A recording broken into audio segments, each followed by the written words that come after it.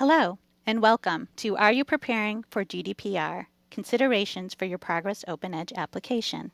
This is Tanya O'Connor. I'm the Senior Product Marketing Manager for OpenEdge at Progress, and we're very excited to have you join today. So let's get started. Today, I will be your host. Again, I'm Tanya O'Connor, and I'm a Product Marketing Manager for OpenEdge at Progress. I will be joined by Ruben Droscher. He's Senior Sales Engineer out of EMEA, and he will be joining us for the live Q&A in order to address your more technical questions. GDPR will have a significant impact on many of your businesses, and it is not to be taken lightly and deserves special consideration. As a technology partner, it is important to us that we help you through this journey and provide guidance in reference to your OpenEdge application. With that said, it is also important that we set proper expectations. As this disclaimer indicates, today we will be discussing the General Data Protection Regulation, commonly referred to as GDPR, going into effect on May 25, 2018, by providing an overview of what GDPR is and the tools available to help you address its requirements within your OpenEdge application. However, we do not represent ourselves as legal counsel nor as privacy professionals for your organization. If you have questions regarding GDPR and how it impacts your business, we strongly recommend that you consult your attorney. So what can you expect from today's discussion? We will provide background information on what GDPR is and why it has come into practice. We will also detail who might be impacted by the new regulations, since there tends to be misnomers around the subject. We will also share with you an overview of Progress OpenEdge components with feature highlights that you might consider in your GDPR journey. So what is GDPR exactly? The European Union's General Data Protection Regulation aims at enhancing privacy and strengthening data protection rights of European Union citizens. It requires that companies take appropriate measures to secure that personal data that they are collecting, processing, and/or storing. Under the GDPR, personal data means any information relating to an identified or identifiable natural person. The new GDPR is an evolution of the European Union's existing data protection directives that were established about 20 years ago. What is to come into effect in the next year addresses many of the shortcomings in the existing guidelines. For example, it adds requirements for documenting IT procedures. It mandates that you may have to perform risk assessments under certain conditions. It requires that you notify the consumer and authorities when a breach occurs under certain conditions, as well as it strengthens the rules for data minimization, just to name a few. The European Union GDPR covers personal data. In the US, we would call this personally identifiable information, or PII. So you would think names, addresses, phone numbers, email accounts, or even IP addresses. One way to describe the GDPR is that it legislates what might be considered common sense data practices. So minimizing collection of personal data, deleting personal data that is no longer necessary for a company to hold, restricting that access only to those that require that information, and securing the data throughout the entire life cycle. And the entire life cycle means the time that you have that information as a business, you are responsible for making sure that all of that personal data remains secure. Again, it was enacted in April of 2016, and organizations were given 2 years to put it into place. That means it goes into effect officially, again, May 25th, 2018. So we are now just shy of 6 months. There's a lot to consider in terms of major aspects of GDPR, and we're going to run through a few, mostly in relation to how that might be implemented within your OpenEdge application.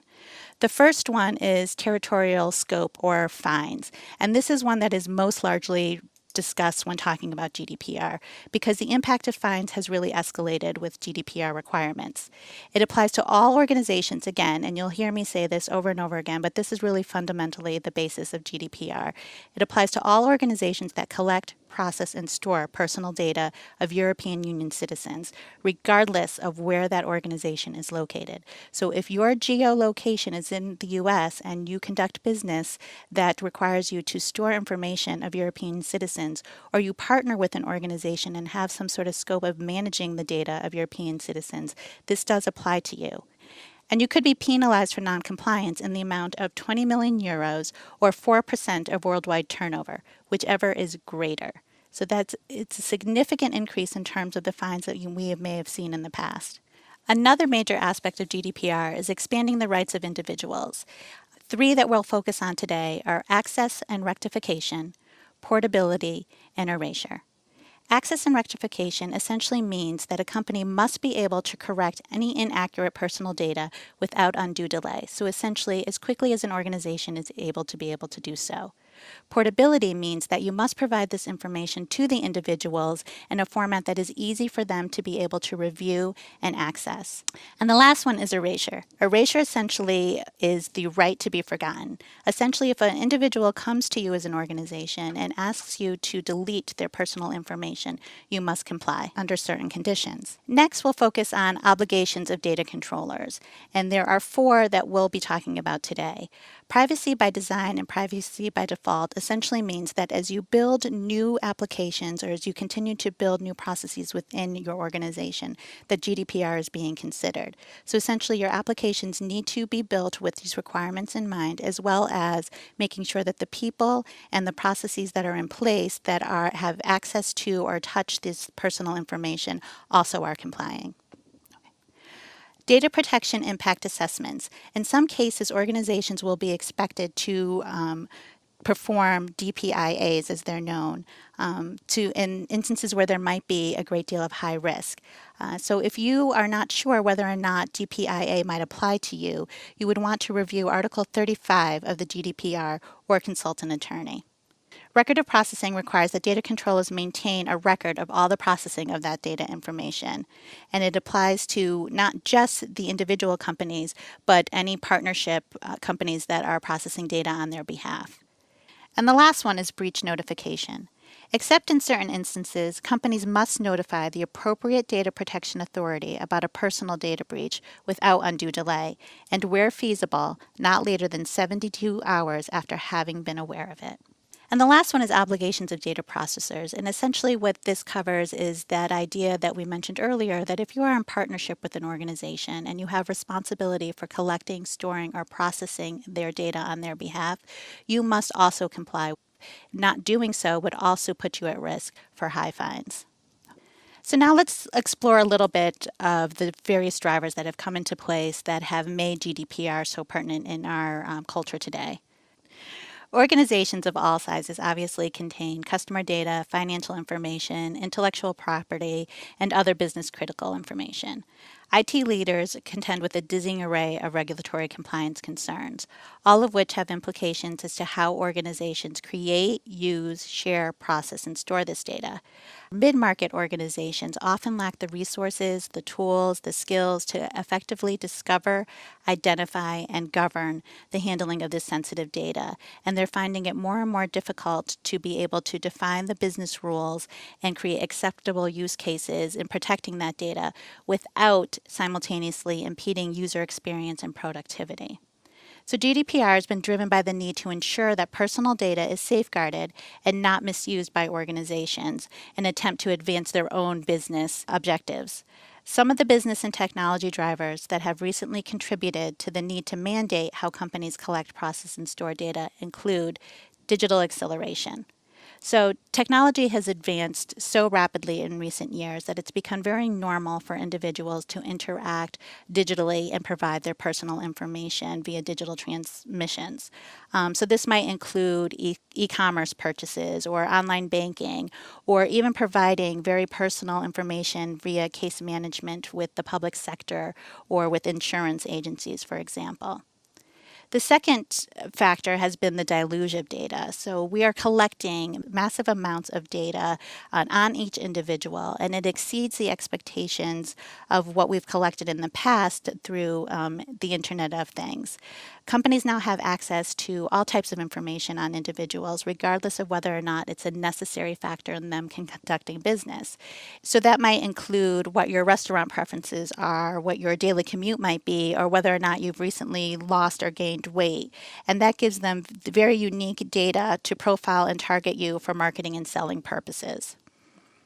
Then there's the idea of device explosion. So how are they reaching you? Well, primarily they're reaching you through anywhere, anytime access, through tablets, mobile, and wearable devices. It allows businesses to be able to target consumers with less emphasis on privacy. So if you think about 30 years ago, I remember being at the dinner table and my father being very upset if a telemarketing call came in while we were eating. Well, today companies can reach you even in the middle of the night if you keep your mobile by your nightstand. There are no boundaries in terms of time and space with different devices that are available today. So they can reach you every minute of every day. They can hit you via email, social, text, or even just old-fashioned phone calls. They can understand where you are in terms of the gas station that you are attending and make sure that they render up certain advertisements. This can happen when you're walking through the mall or when you go to a point of sale. At that moment, the cashier has an understanding of what your buying trends are, and they might be able to upsell you. So all of this personalization that happens via all these mechanisms, including websites, allows them to be more effective in terms of marketing to you. But on the flip side of that, what becomes more of an issue is that it's harder for them to protect that data. So they're collecting all of this very unique information about you as an individual, but it's harder for them to make sure that information does not get into the wrong hands, which leads us into malicious security acts. So companies are now under siege by threatening attackers who are seeking to collect personal information on individuals. And they do that in an impact to try to cause harm to the company directly and or to utilize the information that they collect and use that for their personal benefit. So if you think about social security numbers or credit card numbers or just any type of unique identifier that could be used to impact you financially via credit reports or even ruin your reputation as an individual.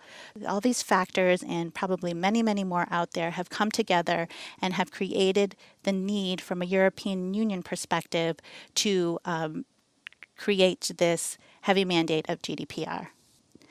So the truth is that there are fundamental global differences and perspectives about the impact of data deluge and the ability for companies to be able to access this data on you.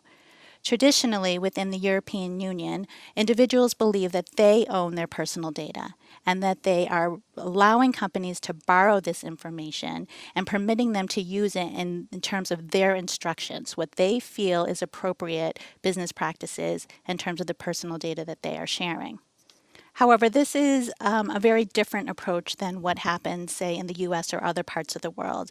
It is very commonplace for individuals within the United States to share their personal information, and they don't see it as it being theirs. They see it once they give it to the company, that the company owns that information, and that we are essentially granting their permission to do what they see fit with the information. So if we look at some of the regulations that have already been put in place within the U.S., and there's some examples here on the slide for you, the fact is that the European Court of Justice has found that none of these regulations really go far enough in terms of making sure that they protect the consumer or the personal information of an individual. Therefore, global organizations that are typically adhering to U.S. regulations will find that there may be considerable work that they need to do to ensure that they comply with GDPR.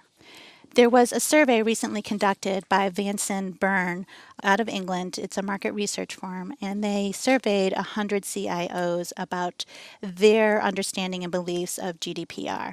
And there were some really interesting things to note. First off, 86% of those that were surveyed are concerned that if they do not comply, it will have a very major negative effect on their business.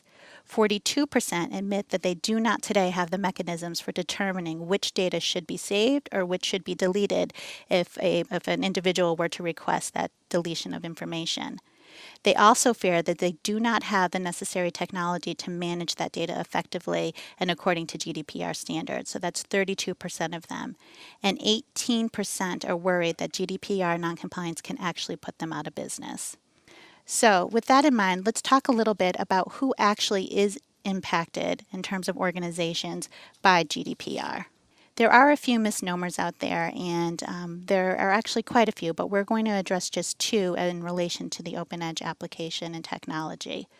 The first is that many believe that only companies that are located within the EU are subject to GDPR compliance.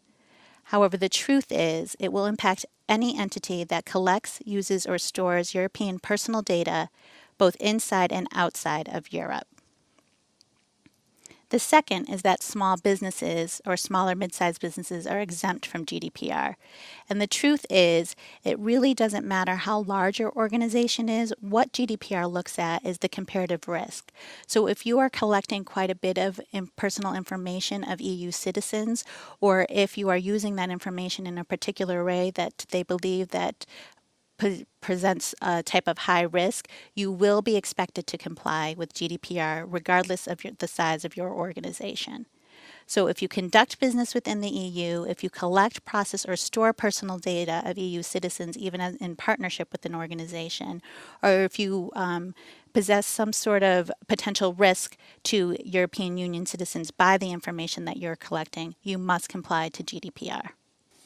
So now let's talk very specifically about the OpenEdge application and the technology we have available to help you in your GDPR journey.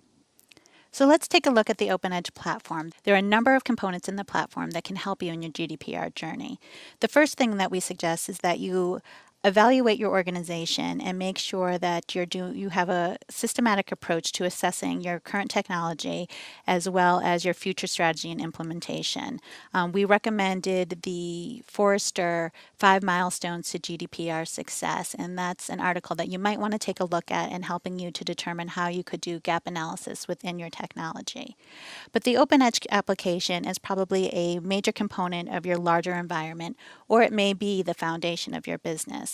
So let's go through and talk about how you might be able to address some of the key aspects and considerations of GDPR. So there are 7 considerations that we pulled out in reference to your OpenEdge application. We're going to go through each individually. Managing data. Obviously, if collecting, storing, and processing data is a fundamental requirement of GDPR, how you manage that data is going to be very important. Today, in the OpenEdge world, we offer what's known as the Advanced Enterprise Edition. And essentially, this is a bundle of tools that are a complement to your OpenEdge database. And it allows you to do a number of things. So let's start with OpenEdge Change Data Capture. OpenEdge Change Data Capture is a new component that became available with OpenEdge 11.7 in March. And essentially what it does is it allows you to identify, track, and save personal data changes within your OpenEdge database. It then allows you to extract and transform that information so that you can sync it up with other data sources. So in the instances with GDPR where you're being asked to track changes and or potentially delete information, CDC could become an essential part of your application if it isn't already today. The second component is OpenEdge multi-tenant tables, and this is used in the instances of a SaaS application primarily. It allows you to make sure that you are separating customer data within a cloud environment. So if you are running a SaaS application today, you are in essence collecting, storing, and processing data on behalf of your customers. And so being able to keep that information separate and being able to manage that information without it becoming an overload on your organization is key. The third one is OpenEdge replication. And again, OpenEdge replication, we had some really new enhancements with the 11.7 release. What this does is it allows you to assure a duplication of data within your OpenEdge application to a backup.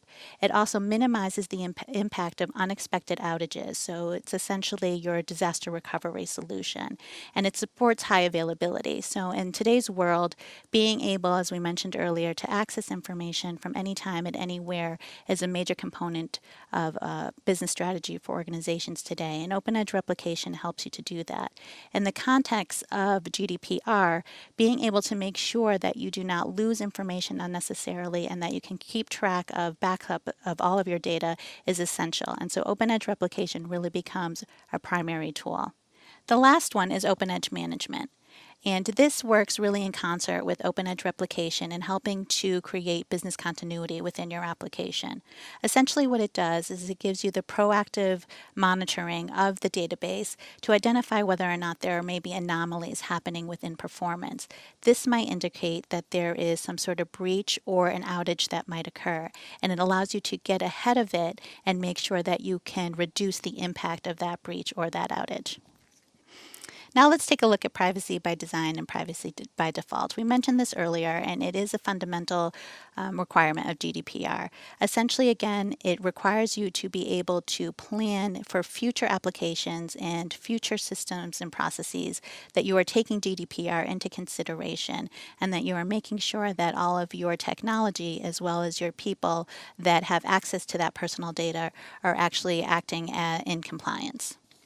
Key considerations within privacy by design and privacy by default include: what are your current processes for collecting, processing, and/or storing personal data? And how are your processes automated, and can they be easily modified to adhere to consumer requests or changing regulatory requirements? Changing business processes and business rules. Essentially, your application and your business needs to be able to react to consumer and employee consent of their personal data. So the information, as we mentioned before, is coming from a deluge of areas. It might be coming from mobile, it might be coming from web applications, it might be coming from desktop applications. All of that information is entering your databases, and you need to be able to identify what the processes are for managing that information effectively. You need to know what information can be saved, where should it be saved, how can you as a business use it, and how can you not use it. What do I do when, for instance, a particular if someone asks you for specific information, how do you provide that information to them? How do you make sure that is in a form that they can utilize and is easy to access and modify and review? What form should you be using to help your consumers be able to provide you with the information that you need to manage their data appropriately? Who needs to approve that within your organization? And is the overall process compliant? There's so many rules and there's so many processes that need to be considered in relation to GDPR, and you need to be able to make sure that you're updating them quickly, that you're doing it accurately, that you're managing the data according to the consumer's requests, and that you're also complying with the authority requests of notifying them of any breaches. All of that is information that can be managed by utilizing Business Process Management, BPM, or Corticon rules for OpenEdge. So BPM essentially allows you to improve your processes and help you to make more informed decisions about the personal data that's managed within your database. Corticon rules essentially allows you to take all the complexities of those rules and build out a series of steps that would be taken by the application, so it's automated, and it allows you to have your citizen developers actually modify those rules as needed if what you're doing you find is not actually adhering to GDPR. And it allows you to make sure that if an individual asks to be deleted within the database, that you have appropriate steps and rules that automatically allows that to happen. So all of this is fundamental to your application as you, again, by design and default, as you begin to create these processes for your organization, but they can be built in automatically into your existing OpenEdge application today. As I mentioned earlier, we have Ruben Druja joining us from EMEA, who is a senior sales engineer. I'm going to have Ruben walk you through protecting and accessing the data. Okay, so let's have a look at the final two considerations on our list. They're both centered around the topic of security in this case. History has shown us that 24% of breaches actually go undetected for days, if not years, when in fact 97% of breaches are avoidable. So it is necessary for companies to be able to protect access to data, quickly identify if a breach has occurred, and have processes in place for assessing the damage and stopping continued compromise, and notify of breaches in a timely manner.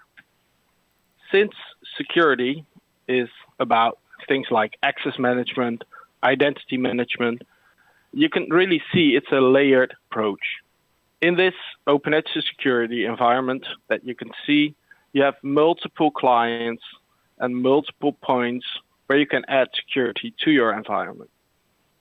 So from OpenEdge 11 and onwards, we added a lot of new functionality that actually helps you secure your application.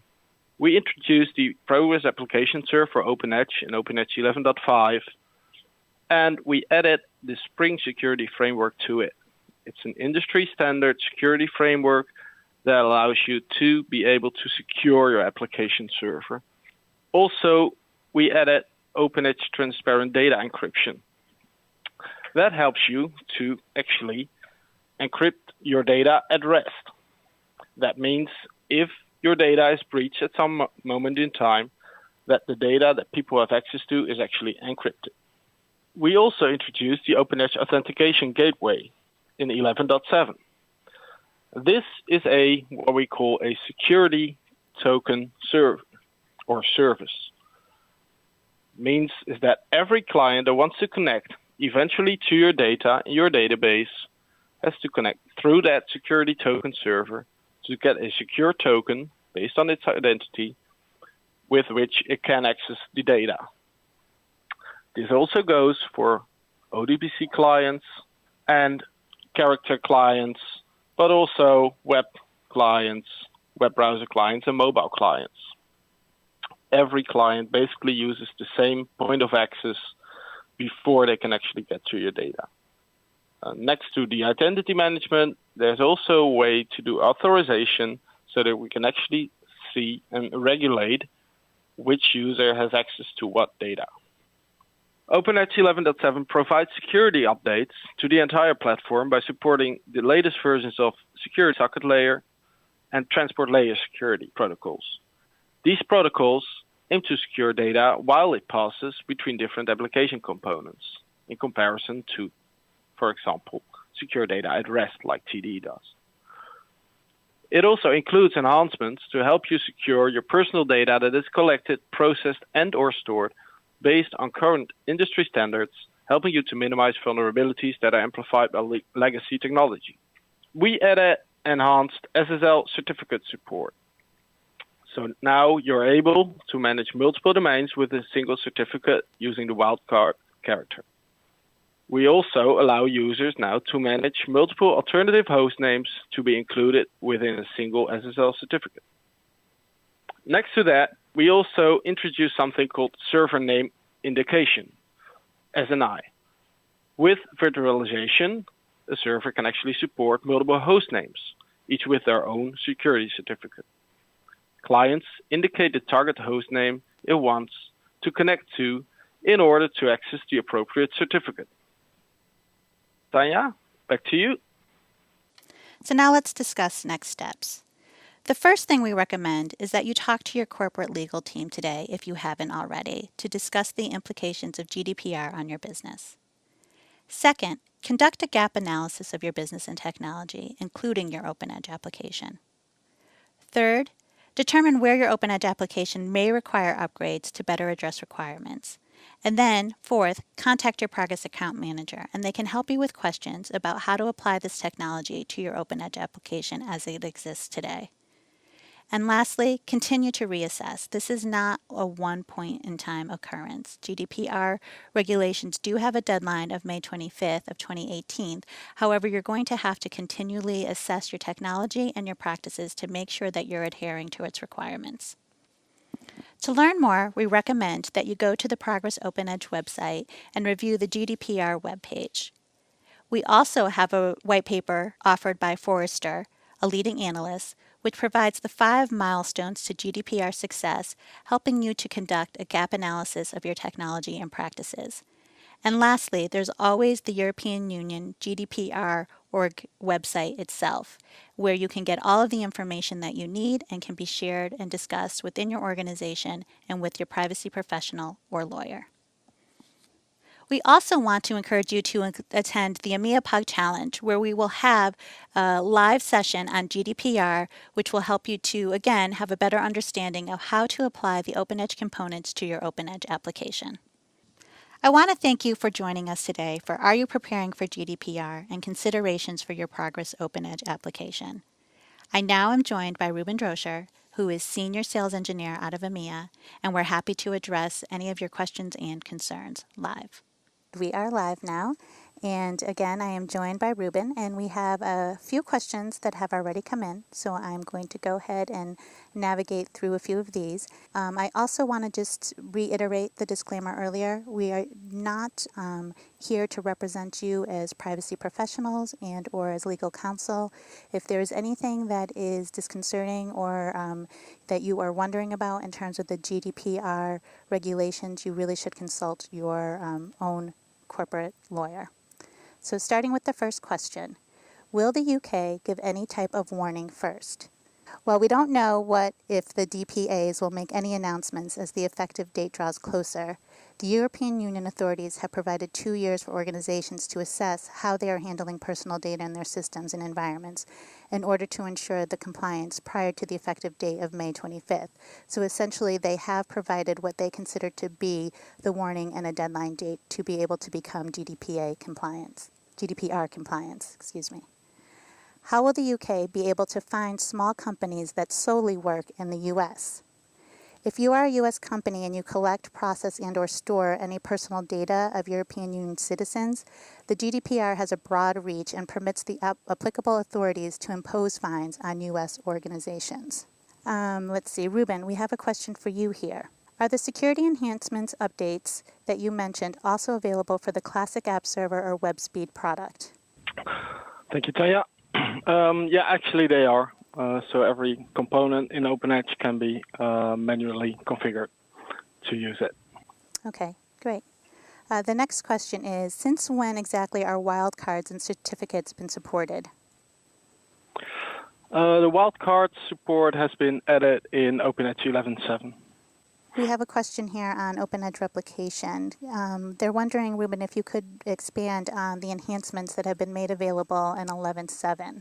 Okay, so in 11.7 we introduced something called replication target synchronization, which basically means you're able to synchronize between two targets and they are actually aware of each other. So that means that if your source goes down, one of the targets will take over as source and it will automatically continue basically the replication process. So the single point of failure has been taken out like that. So from a traditional, very disaster recovery focused solution, it's getting more and more towards a high availability solution. Okay. And to follow up on the earlier question, so in other words, can we drop the no host verify parameter we use until now as a workaround? And this is the question related to the wildcard certificates. The no host verify. Are you not certain at this point? What the question I'm is, not maybe? quite sure, and I know we use the parameter a lot also to kind of circumvent for testing purposes. But yes, so in certain respects, yes, you can, if you have the right certificates in place using the wildcards. Okay. Here's a question regarding multi-tenancy. So the question essentially is that they offer a SaaS application, but they are not utilizing multi-tenancy. Can you elaborate on how it would be useful? Well, as you mentioned earlier, so the main advantage is basically your data management. You're pushing all your data management to a single database. So one database that contains your data for all your customers instead of having different databases for your customers. Also means that in terms of disaster recovery, that you all do that from a single point. So also it's very cost effective, and it's easier to manage basically than having, let's say 100, 200 separate databases for your customers. Okay. We have a question here about archived data. The question is, does GDPR data protection apply to archived or backed up data that occurs before 2018? And so the answer to that is that GDPR does apply to all European Union personal data that an organization has collected, processed, and or is storing in their systems, regardless of when it was initially collected. If you have other questions regarding this, though, we recommend that you contact your attorney or privacy professional because it could be unique to your particular business. Okay. If an ex-customer called John Smith asks to be erased, do we have to erase all John Smiths? So how does that work? If John Smith submits a request to delete his data and no other legal basis exists for maintaining his data, you must delete the data applicable to John Smith who has requested the deletion. So it's not all John Smiths, it's only for that particular individual. But you do have to map it throughout your system and make sure that all information you have on that particular John Smith has been deleted. If there are dates and deadlines, but reading also outside our own internal resources, I could not find details on how and when the enforcement will be done. So not just a question about the deadline, but a question about how they will actually apply that enforcement. So let's see how's best to explain this. It is unclear at this time how it will be enforced, but we do expect that there'll be more explanation and direction that will be coming from the authorities within the European Union. So that's information that you should continue to look out for as it draws closer to the deadline date. There's a question about the Forrester Research Report, and the report that was mentioned within the webinar is Forrester, the 5 milestones to GDPR success. And what that provides is recommendation by the leading analyst Forrester on how you go about assessing your overall systems and environment and business, making sure that your technology, your practices, and the people that have access to personal data are all complying with GDPR. That information is available via the Progress OpenEdge website, and we will also be sending it out to all the participants today so that you'll have a direct link to the report and you can review it and see how it might be helpful to your particular business. Are there any recommendations or best practices on how to determine which of your members are European Union citizens other than just blasting everybody via email? So probably the best way for you to do that is really to work with your attorney in assessing the information that you have within your system and doing an analysis of the European Union citizens.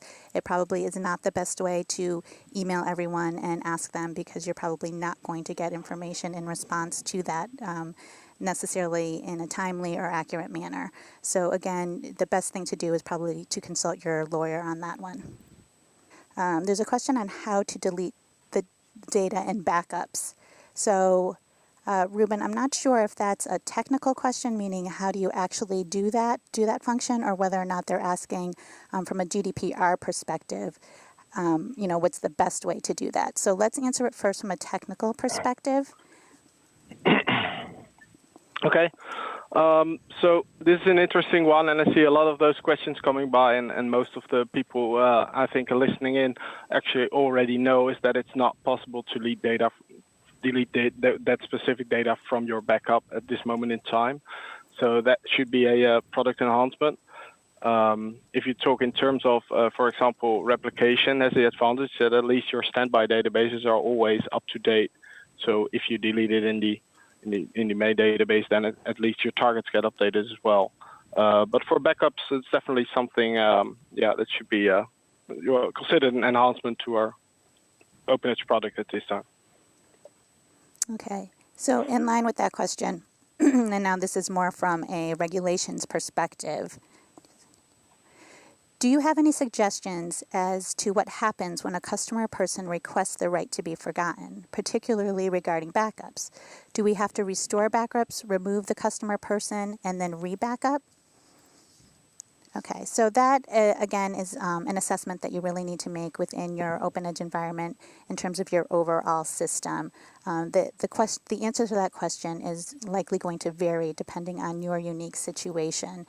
I would recommend that you speak to your Progress account manager, and they can help you to sort of work through that, and then we can also work with members here at Progress to work through that for your particular instance. So Ruben, this one is specifically for you. They've asked, Ruben, which of the security enhancements need to be applied to be GDPR compliant? TDE, So this again is we can't give a definite answer to this question. TD is a way of encrypting your data and is a security measure that could apply within your GDPR strategy. But in the end, you really have to consult for yourself what is the way for your company to become GDPR compliant completely. TDE just by itself won't cover it anyway. Okay. So Ruben, another question for you. If you change person's identification, oh, it just jumped on me. I don't like when it does that. If you change person's identification fields as unrecognizable, what should you do with audit data?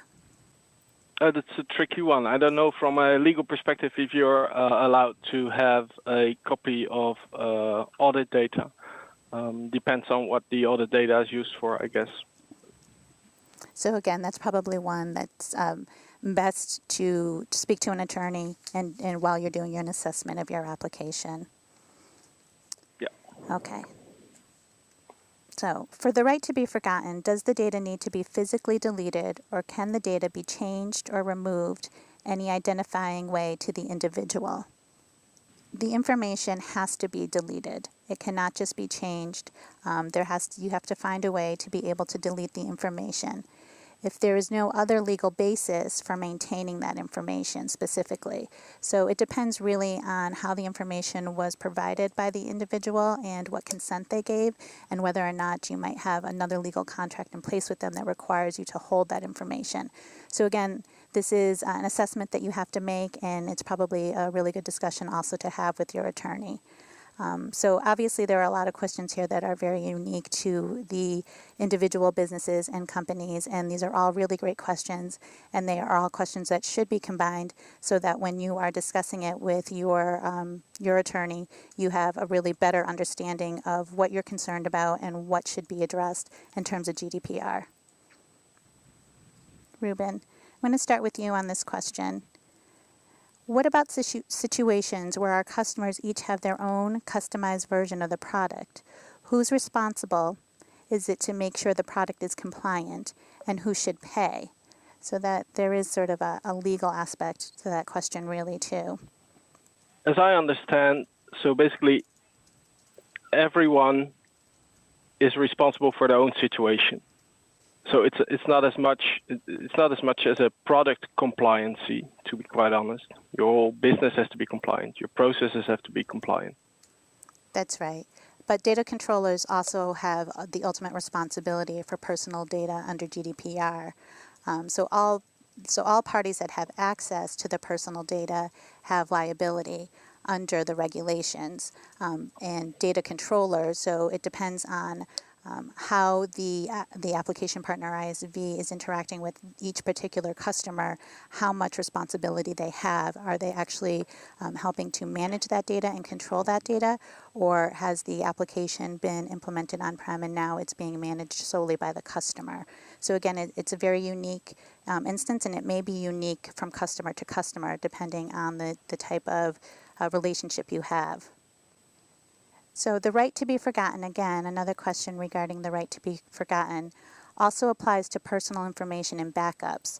But how far back do you have to do that? So do you have to delete all the data? And the answer is yes. So EU GDPR regulations are saying that all the data that you have on an individual, if they request the right to be forgotten, you must delete all the information that is associated, unless there is another legal reason for you to be maintaining that information, as I mentioned earlier, unless there's some sort of other type of contract in place that makes it imperative for you to hold that information. And so if you are maintaining information and a right to be forgotten, are you required to notify that individual that you are holding that information? And the answer to that is that yes, you do have to notify the individual. If you are not completely deleting all of their information because you have another type of relationship with them, they must understand why you are maintaining that information and be in agreement of that. Ruben, I have a question here regarding CDC and auditing. Can you explain CDC versus auditing? Doesn't auditing address data change tracking? Yes, it does. And the difference between it actually is that CDC actually collects the changes and sends them to different tables, which allows you to easily extract those changes to be exported to a, well, let's say external data source, for example, for reporting purposes. What is classified as personal data? Is company contact name, email, mobile, etc. considered to be personal? So any information that identifies someone as a natural person. So all the examples that you gave all qualify, but it's much broader than that. It's a much broader definition than what we hold today in the U.S. So again, that's a really great question to get clarification on with your attorney. What information are you collecting that would be considered personal information, and what of that it defines personal information according to the EU GDPR regulations? Let's see. So we are coming up at the top of the hour.